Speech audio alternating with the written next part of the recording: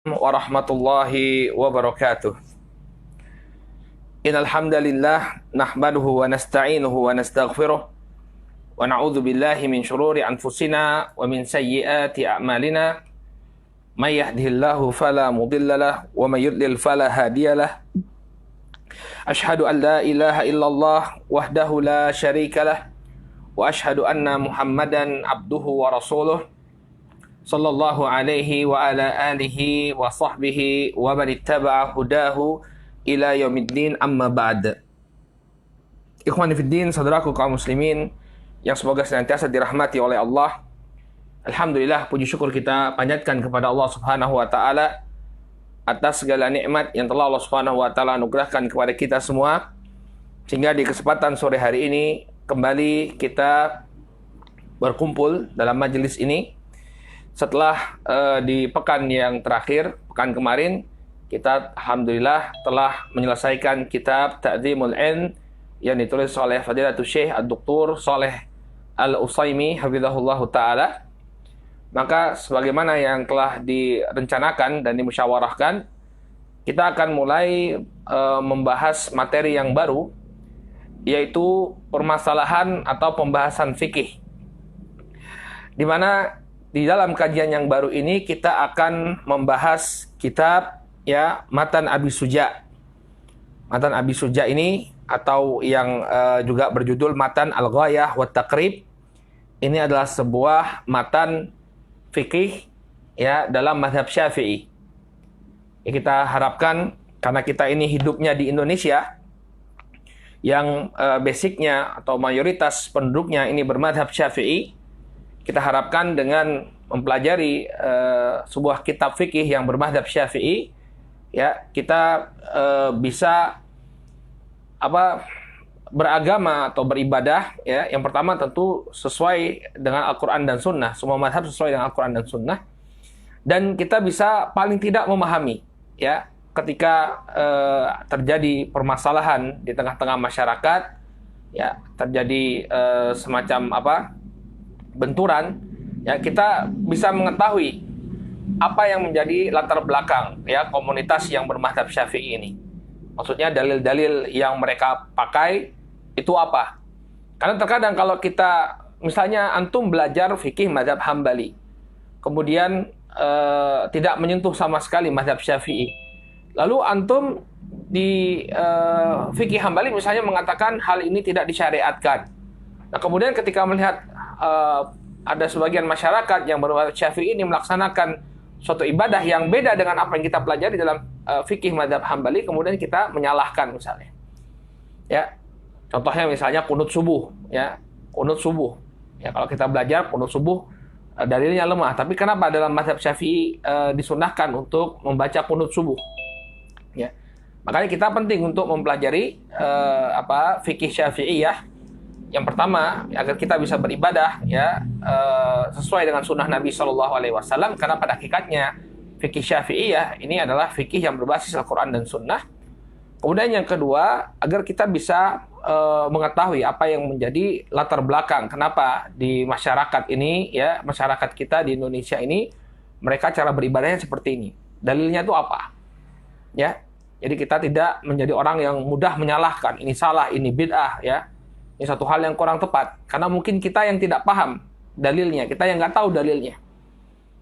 Makanya para ulama itu menasihatkan kepada para penuntut ilmu itu untuk mempelajari fikih mazhab yang berlaku di sebuah negeri. Jangan dia belajar di negerinya itu mayoritasnya Syafi'i, kemudian dia belajar fikih Hambali, kemudian dia mengamalkan fikih Hambali di tengah-tengah masyarakat yang bermadzhab Hambali, yang bermadzhab Syafi'i. Nanti akan ada konflik, akan ada gesekan-gesekan. Kenapa kok ibadahnya seperti ini? Misalnya baca basmalah, ketika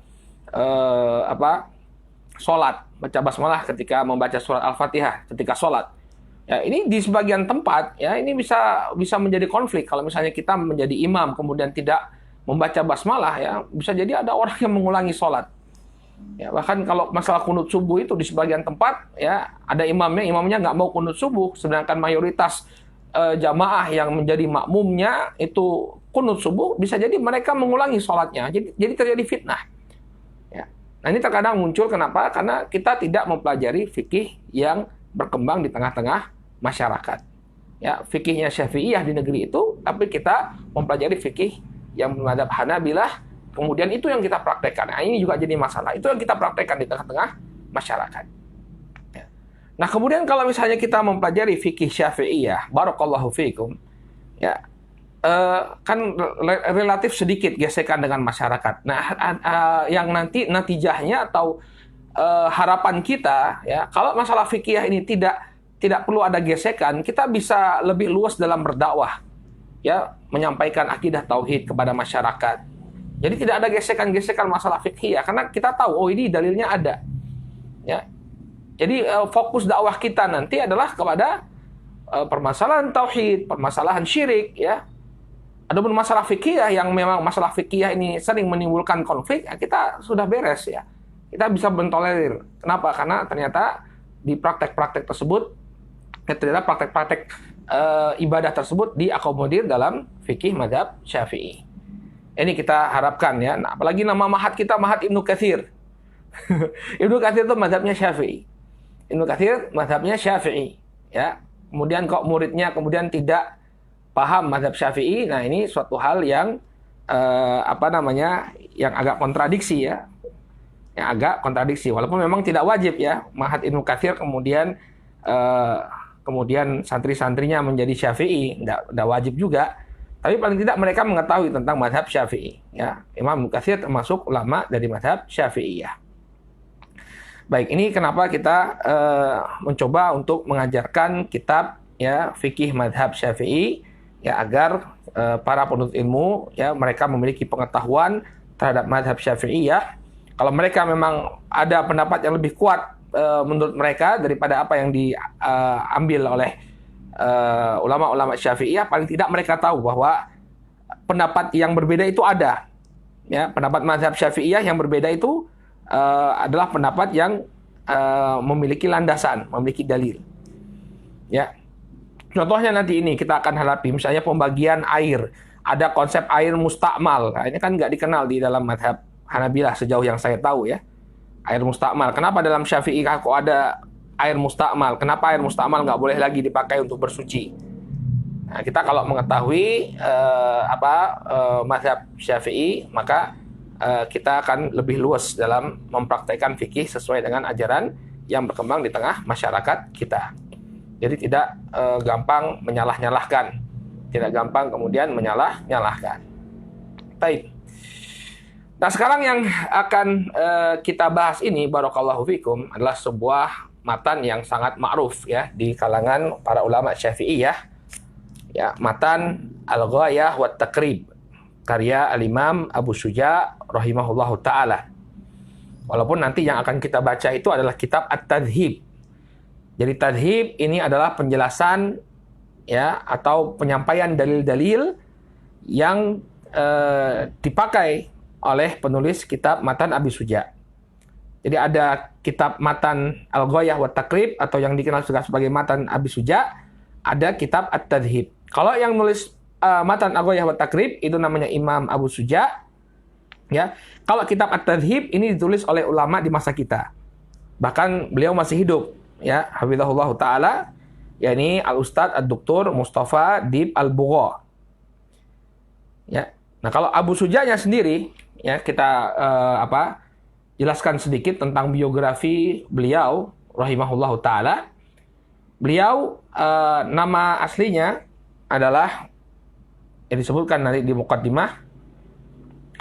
Nama beliau adalah Ahmad bin Husain bin Ahmad Al-Asfahani. Ahmad bin Al-Husain bin Ahmad Al-Asfahani, ya, yang dikenal dengan nama atau dengan julukan Al-Qadi Abu Suja. Al-Qadi Abu Suja. Nah, beliau dilahirkan di Basrah pada tahun 433 Hijriyah. Sebagian mengatakan 434 Hijriyah di Basrah. Jadi asal beliau negeri Asbahan, ya, di Iran sekarang. Namun beliau lahir di Basrah. Keluarga beliau dari sana, dari Asbahan. Tapi beliau lahir di kota Basrah tahun 433 atau tahun 434 Hijriyah. Kemudian beliau meninggal dunia di Madinah. Ada perbedaan penyebutan tahun wafatnya beliau. Sebagian ulama mengatakan bahwa beliau wafat pada tahun 500 Hijriyah. Sehingga usianya ketika meninggal dunia sekitar 67 tahun. Sebagiannya lagi mengatakan bahwa beliau wafat tahun 593 Hijriyah. Ya. Jadi usianya sekitar 160 tahun atau 159 tahun ya. 160 tahun usia beliau. Allah Ta'ala alam yang mana yang benar ya. Cuma diriwayatkan bahwa sebagian mengatakan bahwa beliau wafatnya tahun 500 Hijriyah, sebagian lagi mengatakan tahun 593 Hijriyah. Ya. Ini Al-Qadi Abu Suja yang menulis Matan Al-Ghayah wa Taqrib atau Matan Abi Suja. Adapun penulis kitab At-Tadhib fi Matil Ghayah wa Taqrib ya, yang menjadi yang akan kita bacakan ya sebagai penjelasan Matan Abi Suja. Beliau adalah Syekh Mustafa Dib Al-Bugha. Syekh Al-Ustadz Ad-Doktor Mustafa Dib Al-Bugha. Ya. Beliau seorang ulama mazhab Syafi'i kontemporer. Ya, mazhab Syafi'i kontemporer. Dan beliau masyhur sekali ya. Beliau mengajar syariah di berbagai universitas Timur Tengah.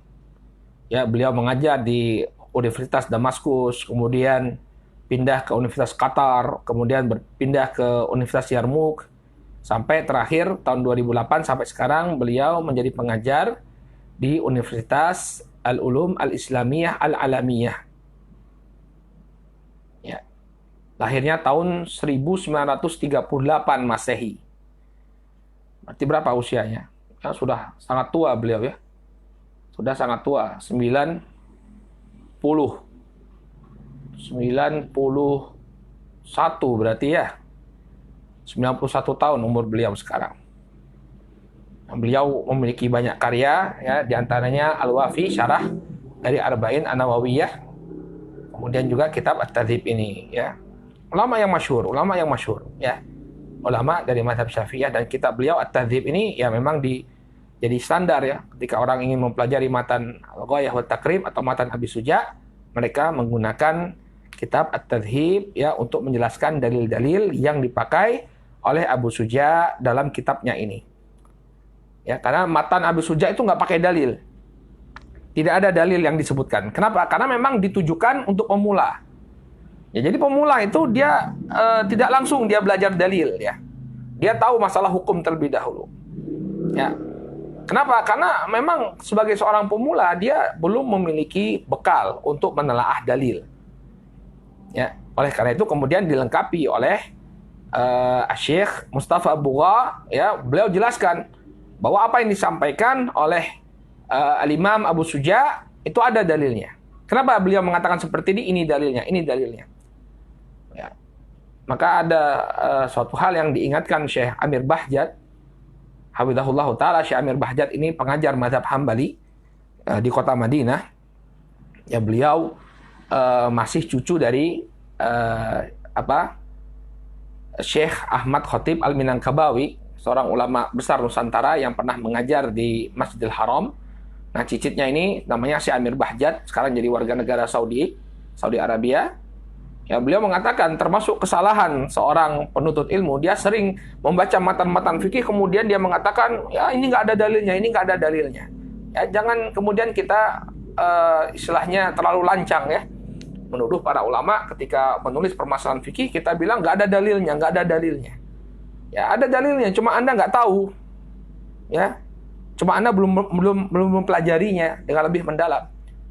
Ya, jadi jangan mudah kemudian menuduh para ulama ketika menyebutkan sebuah hukum, lalu kita dengan gampangnya mengatakan, oh ini nggak ada dalilnya tentang permasalahan ini. Ada dalilnya. Ya, Apakah para ulama ini orang-orang yang khianat, ya, nyampaikan sesuatu dari ro'yunya saja tanpa adanya istinbat, ya, dalil dari Al-Quran dan Sunnah? Kan tidak. Nah, ini satu permasalahan yang serius, ya, yang kadang-kadang kita luput, ya, gampang ketika melihat suatu perkara, ya, sejauh yang kita tahu nggak ada dalilnya, kemudian perkara ini nggak ada dalilnya, perkara ini menyelisih sunnah. Padahal kalau kita lihat penjelasan para ulama, ya, ternyata apa yang disampaikan itu ada dalilnya, kita saja yang nggak tahu. Baik, ya. Maka kita akan baca matan Abi Suja ini dengan didampingi oleh kitab At-Tadhib, ya, yang ditulis oleh Syekh Mustafa Bib Bugha. Baik, tidak perlu berlama-lama. Insyaallah kita akan masuk ke dalam muqaddimah, lalu kita masuk ke dalam bab Thaharah, kitab Thaharah. Baik. Qala rahimahullahu taala, ya. Bismillahirrahmanirrahim. Alhamdulillahirabbil alamin wa sallallahu ala sayyidina Muhammad an-nabi wa alihi at-tahirin wa sahabatihi ajmain. Ya. Bismillahirrahmanirrahim, ya. Ini kitab ini dimulai dengan basmalah. Ini kebiasaan para ulama dan sering kita ulang, ya. Kenapa para ulama menulis kitab-kitab mereka dengan basmalah terlebih dahulu? Pertama, ittiba'an di kitabillah, mengikuti kitabullah. Kemudian yang kedua, iktidaan bi sunnati Rasulillah, mengikuti sunnahnya Rasul sallallahu alaihi wasallam. Kemudian yang ketiga, lil isti'anah wat tabarruk, untuk beristi'anah, meminta pertolongan kepada Allah Subhanahu wa taala dan mencari keberkahan dengan menyebut nama Allah. Qala alhamdulillahirabbil alamin, segala puji bagi Allah Rabb semesta alam. Wa sallallahu ala sayyidina Muhammad an-nabi wa alihi wa at-tahirin. Semoga, ya, Allah Subhanahu wa taala menganugerahkan salawatnya kepada junjungan kita Muhammad an-nabi, Nabi Muhammad, wa alihi, demikian juga keluarga beliau, at-tahirin, yang suci, was-sahabatu was-sahabatihi ajmain, dan juga kepada para sahabat beliau seluruhnya. Jadi setelah basmalah, beliau memuji Allah Subhanahu wa taala, lalu menyertakan atau mengikutkan salawat kepada Nabi alaihi salatu wasallam. Qala al-Qadi Abu Suja Ahmad ibn Husain ibn Ahmad al-Asfahani rahimahullahu ta'ala. Berkata Al-Qadi Abu Suja Ahmad bin Husain bin Ahmad al-Asfahani, semoga Allah merahmati beliau. Nah, ini kenapa kok dikatakan di sini berkata Al-Qadi? Jadi berarti seolah-olah yang menulis tadi itu bukan Al-Qadi Abu Suja, ya. Nah, bisa jadi yang namanya kitab itu di zaman dahulu itu didiktekan. Ya, didiktekan. Jadi ada guru kemudian mendiktekan suatu kitab kepada muridnya. Nah, kemungkinan yang menulis Bismillahirrahmanirrahim, Alhamdulillahirabbil alamin, nah ini muridnya Abu Suja. Baru kemudian dia menukilkan apa yang dikatakan oleh gurunya yang bernama Abu Suja, ya, Ahmad bin Husain bin Al-Husain bin Ahmad Al-Asfahani rahimahullahu ta'ala. Ya. Jadi ini yang menuliskan kitab adalah muridnya, ya, dia menukilkan dari gurunya, yakni Al-Qadi Abu Suja. Qala sa'alani, ya, ba'du asdiqa hafizahumullah ta'ala an a'mala mukhtasaran fil fiqhi ala madhabil imam asy-Syafi'i rahmatullahi ta'ala alaihi wa ridwanuh. Ya, sekarang Al-Imam Abu Suja menjelaskan kenapa beliau menulis matan Al-Ghayah wa Taqrib. Ya. Jadi ada backgroundnya, ada latar belakangnya. Jadi beliau tidak menulis begitu saja, namun ada alasannya. Kata beliau, sa'alani ba'dul asdiqa hafizahumullah, sebagian dari teman-temanku, ya, ini meminta aku, ya. Kemudian kata beliau, hafizahumullah, semoga Allah menjaga mereka. Mereka memintaku an a'mala mukhtasaran, agar aku membuat sebuah ringkasan fil fiqhi ala madhabil imam Syafi'i, sebuah karya yang ringkas tentang fikih madhab Imam Syafi'i. Ya, jadi memang beliau spesialis, ya, spesial menulis kitab ini untuk menjelaskan madhab Syafi'i. Rahmatullahi ta'ala alaihi. Ya, semoga Allah melimpahkan rahmatnya kepada beliau, waridwanuh, dan keridhoannya. Ya. Jadi ini latar belakang beliau menulis kitab. Jadi banyak ya para ulama yang menulis sebuah kitab, ini background atau latar belakangnya karena ada yang meminta. Ya, seperti yang pernah kita sebutkan ya, Al-Imam Ibnu Taimiyah ketika menulis Aqidah Al-Wasithiyah. Ya, apa yang menjadi latar belakang beliau menulis kitab tersebut? Karena ada sekelompok orang dari negeri Wasit yang kemudian meminta beliau menuliskan kitab yang ringkas tentang akidah Ahlussunnah wal Jamaah. Lahirlah Aqidah Al-Wasithiyah. Maka demikian juga dalam matan Al-Ghayah wa Taqrib ini, Al-Imam Abu Suja, ada orang-orang yang datang kepada beliau, teman-teman beliau, ya, teman di sini asdiqa bisa jadi teman-teman beliau atau murid-murid beliau, meminta untuk menulis sebuah kitab yang ringkas tentang madhab Syafi'iyah. Qala fi ghayatil ikhtisar wa nihayatil ijaz, dalam bentuk yang seringkas mungkin. Makanya kalau kita lihat matan Abu Suja itu paling berapa lembar, ya, kalau matannya saja ya.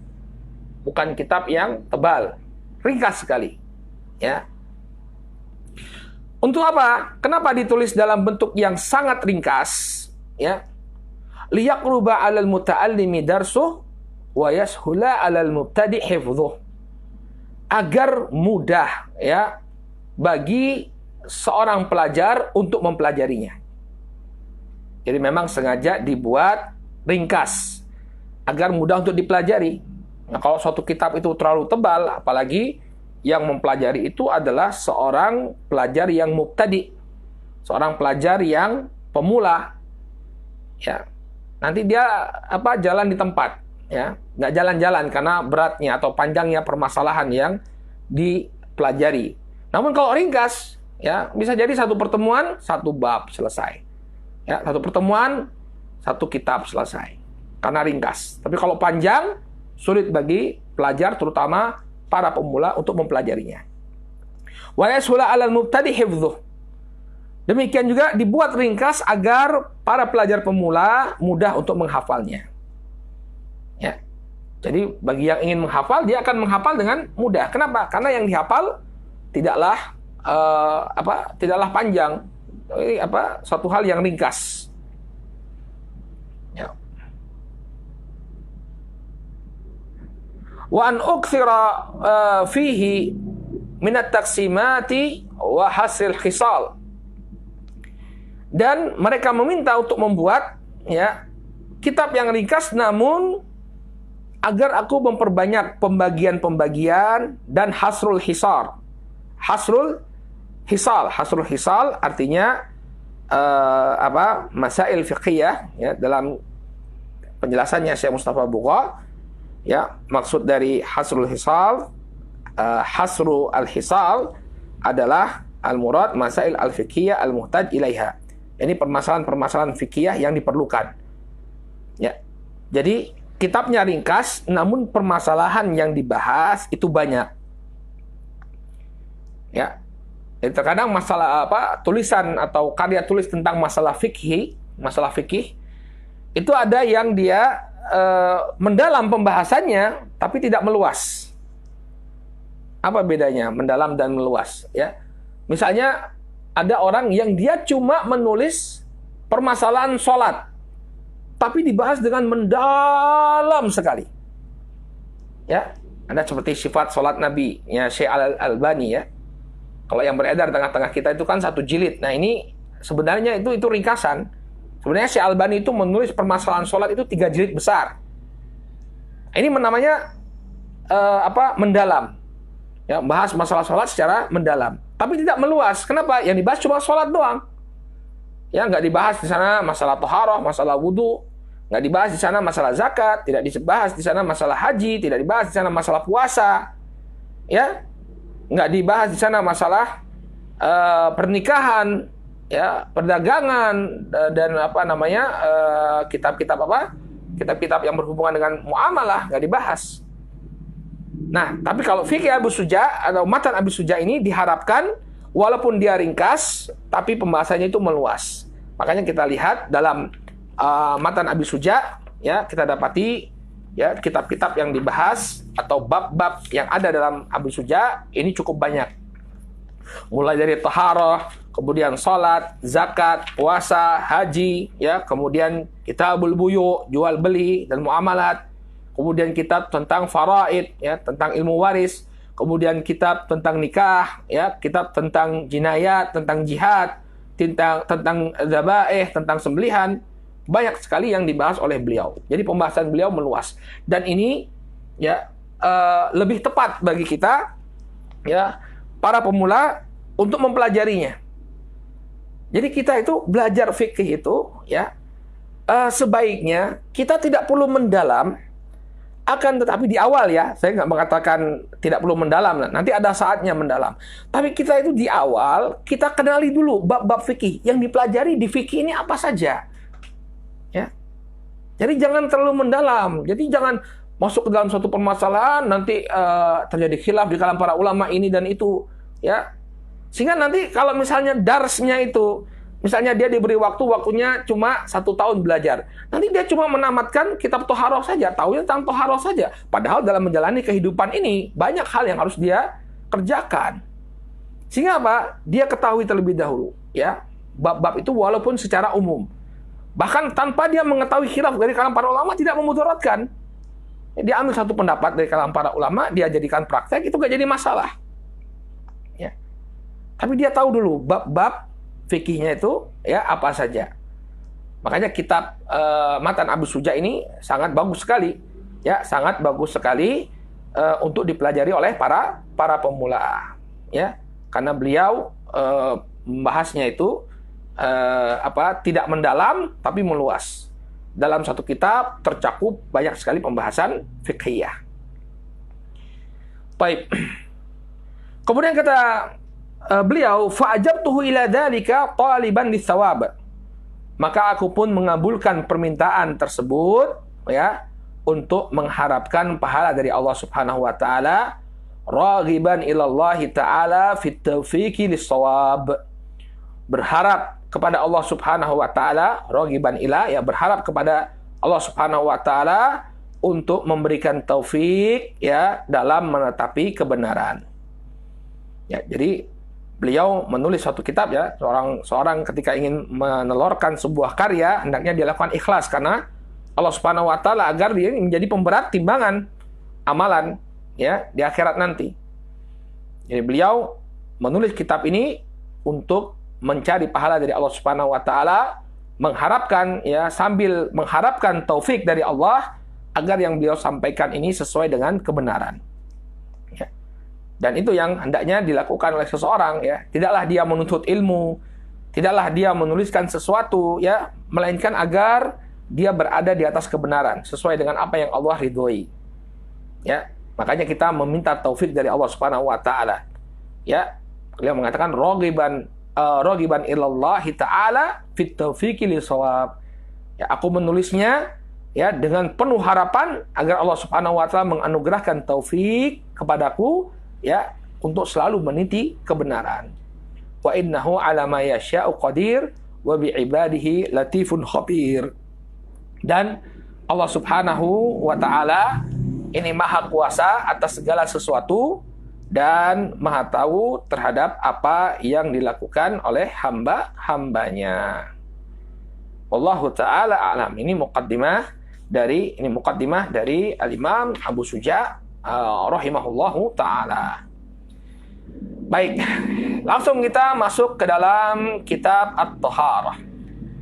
Ya, kitab dari kata kataba yang bermakna jamaah, mengumpulkan, ya. Kitab di sini artinya bab, ya, sama dengan bab. Jadi dalam satu kitab, ya, beliau mengumpulkan berbagai permasalahan. Sekarang kitab At-Taharah. Kitab At-Taharah, ya. Artinya apa?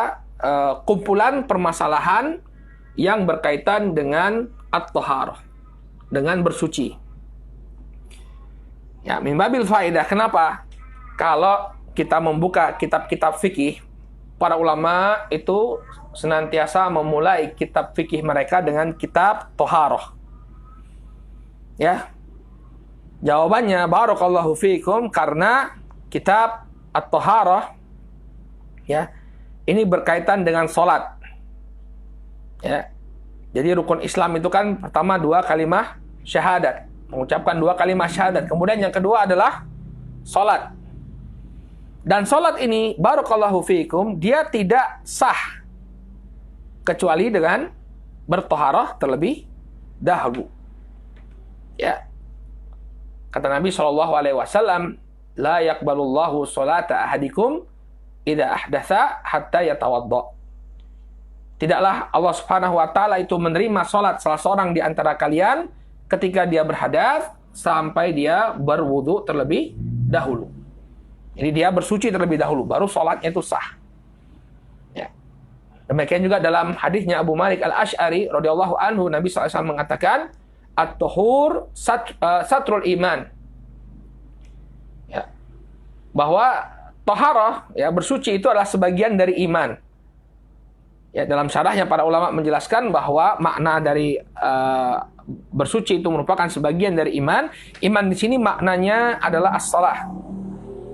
Ya, bersuci itulah sebagian dari salat. Ya. Oleh karena itu seorang tidak akan sempurna sholatnya, bahkan sholatnya tidak akan diterima kalau dia tidak benar cara bersucinya. Inilah yang menjadi latar belakang kenapa para ulama mereka menjadikan kitab At-Thaharah di awal kitab-kitab fikih mereka.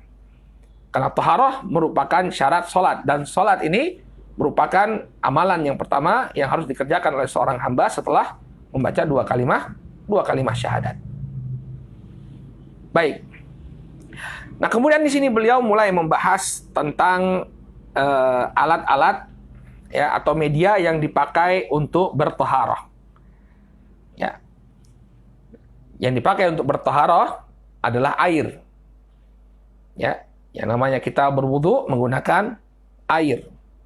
Demikian juga mandi junub dengan menggunakan air. Oleh karena itu perlu kita tahu pembagian air. Air yang seperti apa yang boleh kita pergunakan untuk bersuci. Qala rahimahullahu ta'ala, al-miyahul lati yajuzu biha at-tathhir sab'u miyah. Al-miyah, ya, al-miyah jamak dari al-ma. Ya, air. Kata beliau, air-air yang dipakai, yang bisa dipakai untuk bersuci, ini ada 7 jenisnya. Ada 7 jenisnya. Yang pertama, ma'us sama. Yang pertama adalah air yang berasal dari langit. Air yang diturunkan dari langit. Maksudnya adalah air hujan. Wa ma'ul bahri. Kemudian air laut. Ya, berwudu dengan air hujan, sah. Berwudu dengan air laut, sah. Wa ma'un nahri. Kemudian yang ketiga, air sungai. Wa ma'ul bir. Kemudian yang keempat, air sumur. Ya. Air sumur, baik itu sumur biasa atau sumur sumur bor, sumur artesis, ya, itu semua sah dipakai untuk bersuci. Qala wa ma'ul ain, kemudian air yang muncul dari mata air. Ya, nek basa Jawane umbul. Ya. Umbul. Ya. Umbul pajangan, mata air pajangan, ya, ma'ul ain. Qala wa ma'ul thalj. Kemudian air salju, wa ma'ul bard. Kemudian air es. Ya. Ma'ul barad, bukan barad ya. Kalau barad itu, barad dingin. Ma'ul barad, air es. Ya. Ini adalah 7 jenis air yang diperbolehkan untuk dipakai untuk bersuci. Ya, intinya air-air ini air-air yang belum berubah ya bentuknya dari air, ya. Belum menjadi kopi, belum menjadi teh, ya. Ini sah untuk dipakai bersuci. Nah, kemudian kata Syekh Mustafa Bugha, wa yumkinu an yuqal ikhtisaran, ya, yatatahharu bi kulli ma naba'a minal ardi aw nazala minas sama. Secara ringkas kita bisa katakan di sini bahwa air yang bisa dipakai untuk bersuci adalah semua jenis air yang keluar dari bumi atau yang turun dari langit. Intinya air baik itu turun dari langit ataupun keluar dari dalam bumi, ini semua sah dipakai untuk bersuci. Ya. Jadi kalau pakai istilah kimia, semua H2O itu boleh dipakai untuk bersuci. Ya, semua H2O, ya, air baik itu yang turun dari langit ataupun yang muncul kemurkaan dari bawah bumi, yang demikian diperbolehkan untuk dipakai untuk bersuci. Qala wal aslu fi jawazi tatahhur bi hadhihi al-miyah ayat. Dan al-asal di sini maksudnya ad-dalil. Nah, ini antum, faedah bagi antum kalau ada ulama menyebutkan al-aslu fi hadhihi al-mas'alah misalnya. Al-aslu fi hadhihi al-mas'alah, asal dari masalah ini maksudnya adalah ad-dalil. Ya, artinya dalil, ya, dalam permasalahan ini adalah demikian dan demikian, ayat Al-Qur'an atau hadis Nabi alaihi salatu wasallam. Ya. Jadi al-asl artinya ad-dalil. Al-aslu fi jawazi tatahhuri bi hadhil miyah ayat. Ya. Dalil-dalil yang menunjukkan bolehnya bersuci dengan jenis-jenis air ini adalah sekian ayat. Minha diantaranya adalah firman Allah Subhanahu wa taala, ya, wa yunazzilu 'alaikum minas sama'i ma'an liyutahhirakum bih. Ya. Dalilnya adalah surat Al-Anfal ayat yang ke-11. Allah berfirman, ya, dan Allah itu menurunkan kepada kalian air, ya, dari langit itu air untuk menyucikan kalian. Untuk menyucikan kalian agar kalian bisa bertaharah dengan air tersebut. Ini dalil yang menunjukkan bahwa air itu dipakai untuk bersuci yang turun dari dari langit.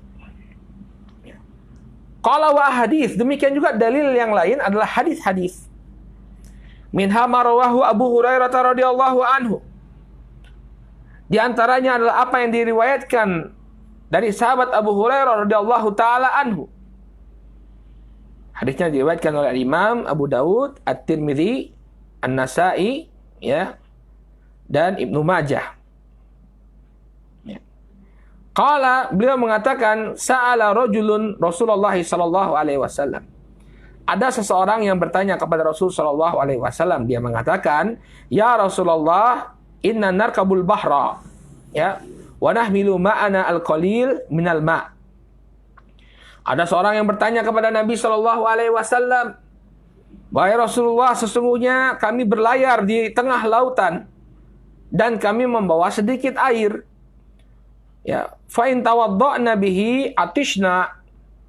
Kalau kami pakai air tersebut untuk berwudu, maka kami bisa kehausan. Afana tawadda'u, ya, bima'il bahar. Apakah kemudian kami harus berwudu dengan air dari laut? Waqala Rasul sallallahu alaihi wasallam, maka Rasul sallallahu alaihi wasallam mengatakan, huwat tahuru ma'uhu al-hillu maitatuh. Ya, maka Nabi sallallahu alaihi wasallam mengatakan, ya, air laut itu suci airnya, laut itu suci airnya dan halal bangkainya.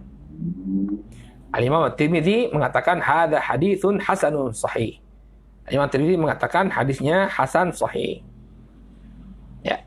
Al-hillu maitatuhu ay yu'kal ma mata fihi min samakin wa nahwihi biduni dzabhin syar'i.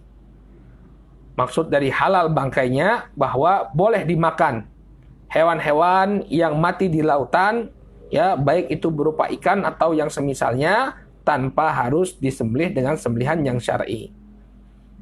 Ya, jadi kalau ikan itu nggak perlu disembelih. Ya, makanya lucu dulu Syekh Mukbil itu pernah cerita ada orang jualan ikan di Yaman. Ditulis bahwa di boxnya itu, di box ikannya itu tuzbah bi tariqatin syar'iyyah. Ya, ikan-ikan ini disembelih dengan cara syar'i kata. Ngapain kata Syekh ditulis seperti ini? Pasti yang jual bukan muslim. Ternyata orang-orang ya mungkin orang-orang luar negeri yang nggak tahu. Yang penting dagangannya laku. Ya, maka makanan laut ya atau ikan dan yang semisalnya tidak perlu disembelih. Nah, syahid dari ayat ini bahwa Nabi mengatakan huwa tahur ma'uhu. Laut itu suci airnya, sehingga dia dipakai untuk bersuci. Ya. Demikian juga yang tidak disebutkan oleh beliau, intinya air yang turun dari langit atau muncul dari bawah ya, dari bumi, ini semua bisa dipakai untuk bersuci. Misalnya air telaga ya, air danau ya, enggak disebutkan oleh beliau, tapi itu semua juga bisa dipakai untuk bersuci. Ya. Atau air hasil sulingan ya, intinya ketika dia sudah disebut sebagai air, dia boleh untuk bersuci ya, karena ada metode-metode untuk mendapatkan air ya, apa namanya itu, metode pengembunan ya, ada metode pengembunan. Jadi kan udara kita ini penuh H2O ya, ini bisa ditarik partikel H2O itu sehingga dia menjadi air. Ada caranya, apa namanya itu, kondensasi atau apa, sehingga kemudian dia menjadi air. Nah, itu pun boleh untuk dipakai bersuci. Kemudian kata beliau melanjutkan pembahasan tentang air dengan membahas pembagian air. Qala thumma al-miyahu ala arba'ati aqsam. Lalu air itu terbagi menjadi 4 jenis. Maksudnya air dilihat dari perspektif bisa atau tidak dia dipakai untuk bersuci, itu terbagi menjadi 4. Ya, jadi hukum asalnya air itu bisa dipakai bersuci. Namun ternyata ada sebagian air yang tidak bisa dipakai bersuci. Nah, ini akan beliau jelaskan. Ya. Tsumal miyahu ala arba'ati aqsam. Yang pertama, tahirun mutahhir, ghairu makruh. Jenis yang pertama adalah air yang suci lagi mensucikan dan tidak makruh untuk dipakai bersuci.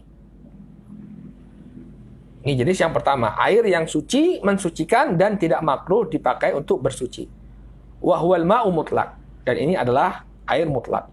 Baik, kita baca dulu matanya. Qala wa tahirun mutahhir makruh. Kemudian jenis yang kedua, air yang suci kemudian mensucikan tapi hukumnya makruh menggunakan air tersebut. Makruh artinya dibenci. Sah wudunya tapi lebih baik bagi dia untuk tidak menggunakannya. Ya. Wa huwa ma'ul musyammas, bahwa ya yang tahir mutahhir makruh ini ma' musyammas. Nanti kita akan jelaskan apa itu ma' al musyammas. Kemudian yang ketiga, tahirun ghairu mutahhir. Ya, suci tapi tidak mensucikan. Ya, airnya suci tapi nggak boleh kita pakai untuk bersuci. Apa itu? Ma'ul musta'mal wal mutaghayyir bima khalatahu minat tahirat. Yaitu air yang mustakmal dan juga air yang berubah karena percampurannya dengan sesuatu yang suci.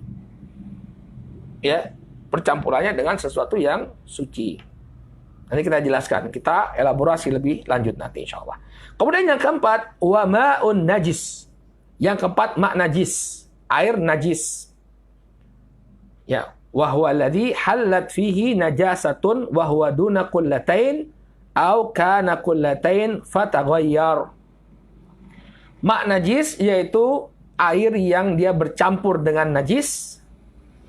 Ya. Dan volumenya kurang dari 2 qullah.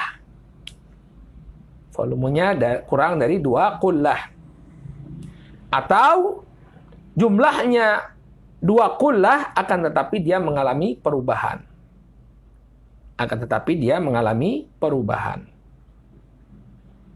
Ini ma' najis. Jadi intinya air kemasukan najis, kalau dia jumlahnya kurang dari 2 qullah, ya, berubah atau tidak berubah, airnya dianggap sebagai air najis. Nah, kemudian kalau dia lebih dari 2 qullah, ya 2 qullah atau lebih, maka dilihat dulu berubah atau tidak. Kalau berubah, maka tetap dia najis. Nah, ini 4 jenis air. Kita ulangi sekali lagi. Yang pertama adalah air thahirun mutahhir ghairu makruh. Air yang suci, mensucikan, dan bukan air yang makruh. Kemudian yang kedua, thahirun mutahhirun makruh. Suci dan mensucikan, ya, tapi makruh dipakai untuk bersuci. Yang ketiga, thahirun ghairu mutahhir. Air yang suci tapi tidak mensucikan. Dan yang terakhir, air najis. Yang terakhir, air najis. Nah, sekarang insya Allah kita akan bahas, ya, dengan lebih mendetail. Yang pertama, thahirun mutahhir ghairu makruh wa huwa al-ma'ul mutlaq. Yang pertama adalah yang suci dan mensucikan dan tidak makruh, yaitu air secara mutlak. Artinya air yang tidak mengalami proses apapun, ya. Dia belum pernah dipakai untuk bersuci, tidak bercampur dengan apapun, maka ini boleh untuk dipakai bersuci secara mutlak. Ya. Qala, berkata Syekh Mustafa Buqa, wal aslu fi tuhuriyatil ma'il mutlaq. Qauluhu ta'ala, falam tajidu ma'an fatayammamu. Ya. Dan dalil yang menunjukkan, ya, dalil tentang air mutlak, ya, yaitu firman Allah Subhanahu wa taala, apabila kalian tidak mendapatkan air maka hendaknya kalian bertayamum. Ya. Nah, apabila seorang dia sakit atau melakukan safar, kemudian dia tidak mendapatkan air, maka dipersilahkan bagi dia untuk bertayamum, bersuci dengan debu atau dengan tanah. Tapi kalau misalnya hukum asalnya apa? Falam tajidu ma'an. Itu kalau kalian tidak menemukan air. Ya. Artinya kalau kalian menemukan air, maka bersucilah dengan air. Ini dalil yang menunjukkan adanya air mutlak. Ya. Di sini disebutkan ma'an tajidu ma'an. Ya, kalian tidak mendapati air, jenis air apapun, mau itu air hujan, mau itu air sungai, mau itu air danau, ya, baru kemudian kalian bertayamum. Nah, ini dalil, ya, yang menunjukkan bahwa ada air secara mutlak ini bisa dipakai untuk bersuci, suci dan mensucikan. Demikian juga firman Allah Subhanahu wa taala dalam surat Al-Furqan ayat yang ke-48, wa anzalna minas sama'i ma'an tahuran. Dan kami turunkan dari langit air yang suci, air yang mensucikan. Ya. Ini juga menunjukkan bahwa air secara mutlak ini bisa dipakai untuk bersuci. Dia suci dan mensucikan. Demikian juga dalil lain, hadis wa ahaditsu katsirah. Demikian juga hadis-hadis yang demikian banyak menunjukkan tentang keberadaan air, ya, yang bisa dipakai untuk bersuci. Minha ma rawahu Abu Hurairah radhiyallahu anhu. Qala qama a'rabiyyun fabala fil masjid. Dalilnya adalah apa yang diriwayatkan dari sahabat Abu Hurairah. Beliau mengatakan bahwa ada seorang Arab dusun, kemudian dia buang air kecil di dalam masjid. Ya, pipis dalam masjid. Faqama ilaihin nas, ya, liyaqa'u bihi. Ya. Maka kemudian manusia berdiri, ya, untuk melarangnya melakukan perbuatan tersebut. Faqala Nabi da'uh. Maka Nabi SAW mengatakan, biarkan dia. Biarkan orang Badui itu kencing. Nah, kenapa ini? Apakah Nabi SAW membiarkan kemungkaran terjadi di tengah-tengah masjid Allah? Ya, jawabannya tidak. Ya, beliau hanya berusaha untuk mencari kerusakan yang lebih kecil. Nah, sekarang si Badui itu sudah pipis di masjid. Kalau misalnya ada di antara para sahabat yang kemudian melarang, maka kemudaratan yang muncul itu akan lebih besar. Yang pertama, orang kalau dia sedang cur seperti itu, sedang pipis, kemudian ada yang melarang, ya, maka bisa jadi nanti selang airnya itu kemana-mana. Ya, hei kamu, jangan pipis di sana. Kemudian dia menoleh, selang airnya geser, ya, ke sana kemari. Yang tadinya itu mancurnya itu hanya ke satu tempat, akhirnya mancur kemana-mana. Akhirnya najisnya semakin tersebar. Makanya Nabi mengatakan da'uhu, biarin aja. biarin sampai selesai, sehingga mancurnya itu ke satu tempat. Atau ketika dilarang, ya namanya orang sedang pipis, artinya kan dia memang ingin mengeluarkan kotoran, ya, melalui saluran kencingnya. Kemudian ada yang melarang, maka dia akan menahan. Kalau orang menahan pipis seperti ini akan menimbulkan apa? Kemudaratan. Akan menimbulkan kemudaratan. Maka Nabi membiarkan da'uhu. Ya, bukan beliau menyetujui kemungkaran tersebut, tapi ya di sana ada yang disebutkan oleh para ulama, ya, irtikab akhafu darurain, yaitu membiarkan terjadinya kemungkaran yang lebih kecil. Karena kalau tidak dibiarkan nanti akan terjadi kemungkaran yang lebih besar, ya. Da'uhu wahariku ala baulihi sajlan min ma'in au dhanuban min ma'. Ya. Biarkan dia, ya, biarkan kencingnya, namun nanti kalian siramkan di atas kencingnya itu seember air atau satu timba air min ma' fa innama bu'ithum, ya, muyassirin walam tub'atsu mu'assirin. Karena sesungguhnya kalian itu diutus untuk memudahkan dan tidaklah kalian diutus untuk menyusahkan. Ya, untuk menyusahkan. Nah, di sini Nabi SAW memerintahkan untuk menyiram air kencing tadi dengan apa? Seember air. Berarti air, ya, itu mensucikan. Thahir mutahhar. Thahir atau thahir mutahhir. Thahir mutahhir, dia suci dan mensucikan. Ini yang pertama. Jadi semua air, semua yang masuk ke dalam nama air, ya, ini bisa suci dan mensucikan. Kemudian yang kedua, wa thahirun mutahhirun makruh. Ya, yang kedua adalah thahirun mutahhirun makruh. Air yang suci dan mensucikan tapi makruh untuk dipergunakan. Makruh bukan berarti haram. Ya. Maksud makruh di sini artinya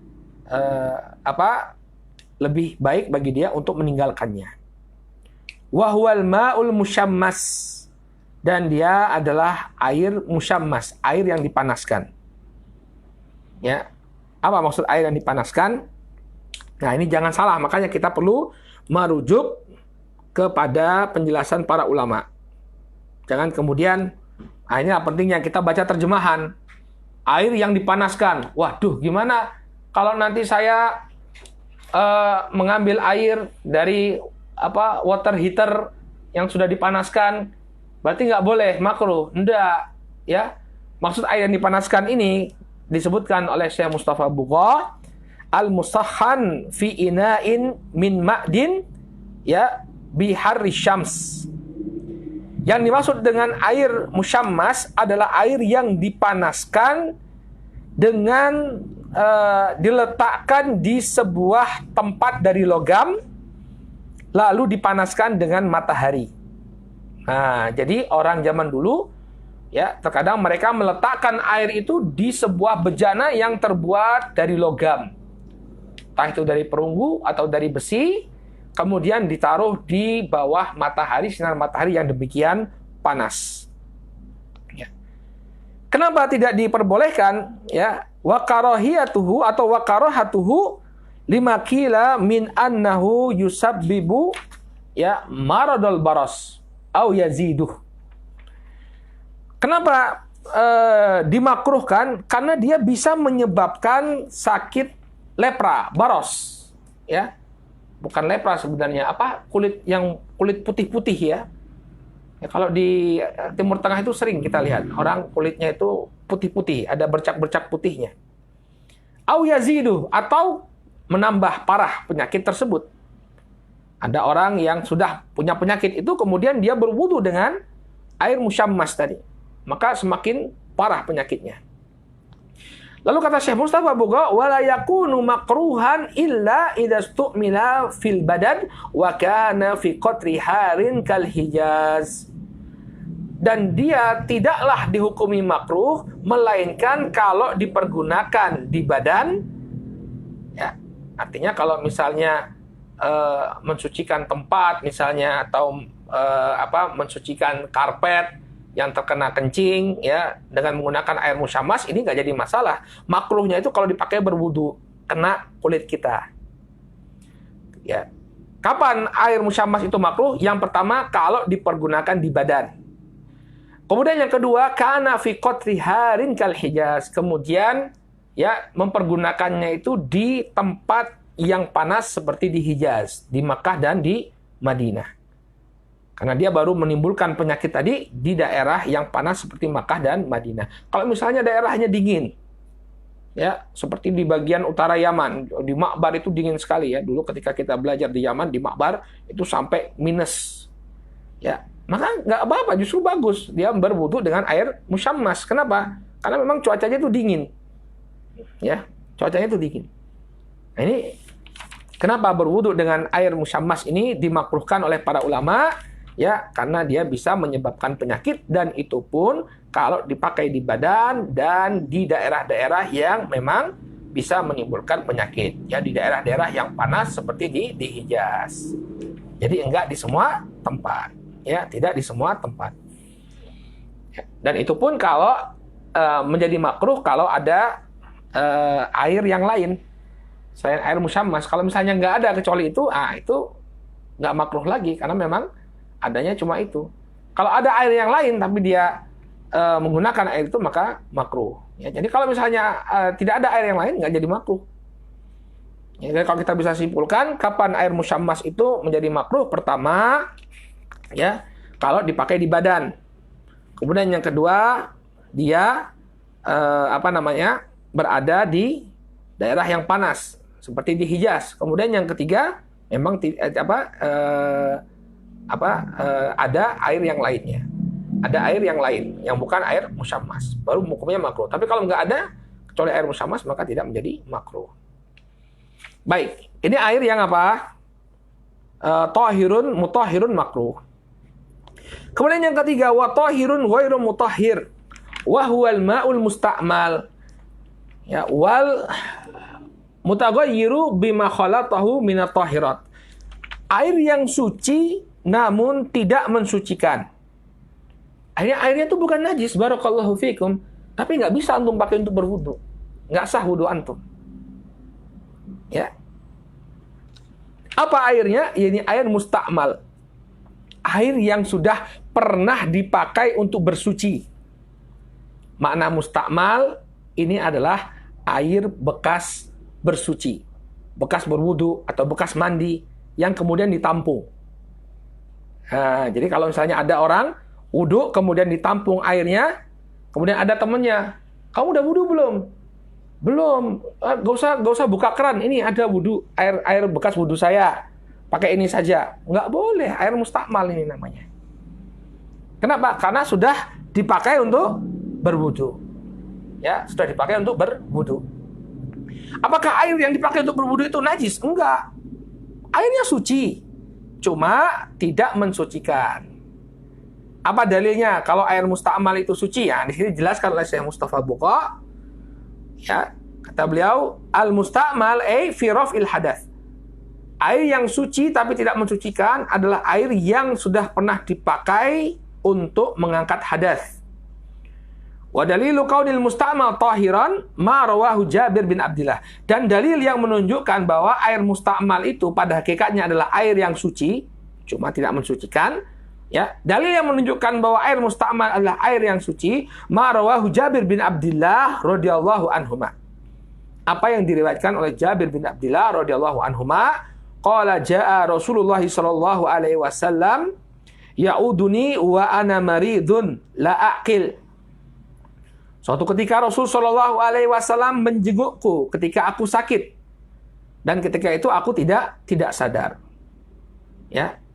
Karena parahnya sakitku, aku dalam keadaan tidak sadar. Fatawaddo'a wa sabba alayya min wudu'ihi. Maka kemudian Nabi SAW berwudu, lalu mencipratkan atau menyiramkan wudu, air bekas wudunya itu ke tubuhku. Ya, wadu itu air. Ya, kalau wudu itu perbuatannya, kalau wadu itu airnya. Ya, perbedaan antara wudu dan wadu. Wadu itu airnya.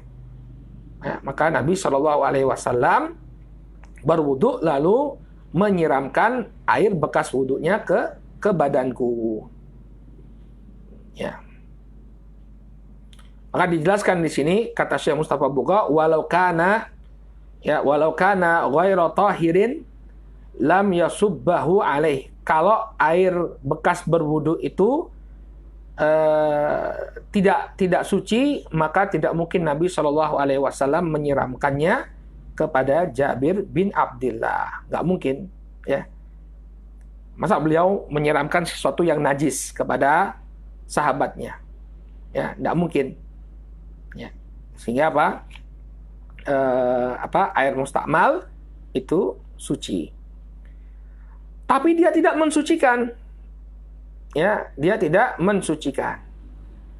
Taib. Saya kira ini penjelasannya masih cukup panjang ya tentang permasalahan air. Insya Allah kita akhirkan penjelasan tentang air mustakmal, ya. Ini air yang tohir, ghairu mutahhir, dan juga air yang najis. Insya Allah kita bahas pada pertemuan yang akan datang. Bismillahi ta'ala. Ya, sampai di sini dulu pelajaran kita. Ya, saya berusaha biar 1 jam pelajarannya ya. Kalau pelajaran terlalu lama, nanti nggak pada fokus ya. Ya, kita cukupkan dulu sampai di sini. Kemudian kalau ada yang ingin bertanya bagi para santri dan santriwati, nanti kirimkan saja pertanyaan ke admin. Ya, langsung admin forward ke saya. Insya Allah di pekan yang akan datang kita jawab. Jadi pertanyaannya nggak langsung kita jawab, tapi dikumpulkan nanti di pekan yang akan datang kita jawab, sehingga jawabannya itu nanti lebih akurat. Baik ya, kita cukupkan dulu sampai di sini. Insya Allah di pertemuan yang akan datang kita akan lanjutkan kembali permasalahan air. Ya, wallahu taala alam, dan juga langsung kita lanjutkan ke ke masalah kulit. Ya, masalah kulit hewan yang disamak. Kalau ada waktunya nanti kita lanjutkan. Baik, naktafi bihadzal qadar, kita cukupkan dulu sampai di sini. Subhanakallahumma wa bihamdika asyhadu an la ilaha illa anta astaghfiruka wa atubu ilaik. Assalamualaikum warahmatullahi wabarakatuh.